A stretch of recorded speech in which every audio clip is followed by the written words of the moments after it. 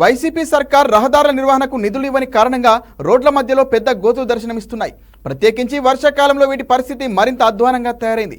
రోడ్లపై గోతులు పూడ్చి ప్రజలు ఎదుర్కొంటున్న సమస్యలకు పరిష్కారం చూపాలన్న ప్రస్తుత కూటమి ప్రభుత్వం ఆదేశాలపై ఇంజనీర్లు అంచనాలు వేశారు. గ్రామీణ రహదారులను గత వైసీపీ సర్కార్ పూర్తిగా నిర్లక్ష్యం చేసింది.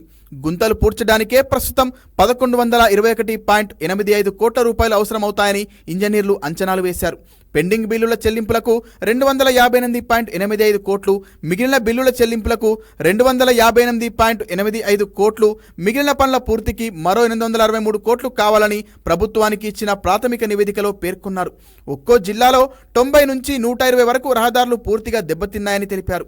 నెల్లూరు, విజయనగరం, ఏలూరు, కృష్ణా, చిత్తూరు, కోనసీమ, తిరుపతి, ప్రకాశం, అన్నమయ్య జిల్లాల్లో రహదారుల సమస్య అత్యంత తీవ్రంగా ఉన్నట్లు పేర్కొన్నారు.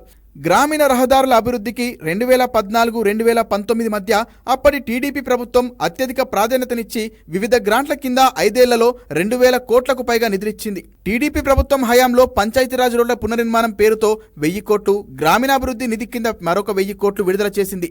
వీటితో రహదారులకు ఎప్పటికప్పుడు మరమ్మతులు జరిగేవి. కొత్తగాను అనేక చోట్ల రోడ్లు నిర్మించారు. జాతీయ గ్రామీణ ఉపాధి హామీ పథకంలో మెటీరియల్ నిధులతో గ్రామాల్లో 25,000 కిలోమీటర్ల అంతర్గత రహదారులను వేశారు. గత వైసీపీ ప్రభుత్వం 5 ఏళ్లలో గ్రాంట్ల కింద పంచాయతీరాజ్ ఇంజనీరింగ్ విభాగానికి రూపాయి కూడా కేటాయించలేదు. ఉపాధి హామీ పథకం మెటీరియల్ నిధులను గ్రామాల్లో భవన నిర్మాణాలకే కేటాయించారు.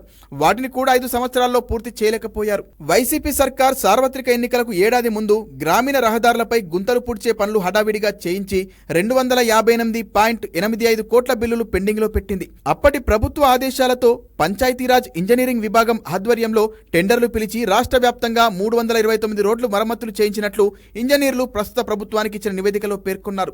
గుత్తేదారులు ముందుకు రాక బాపట్ల, పార్వతీపురం, మన్యం, గుంటూరు, ఎన్టీఆర్, తూర్పు గోదావరి, కాకినాడ, కృష్ణా, విశాఖపట్నం, పశ్చిమ గోదావరి జిల్లాల్లో రహదారుల పనులు ప్రతిపాదనలకే పరిమితమయ్యాయి.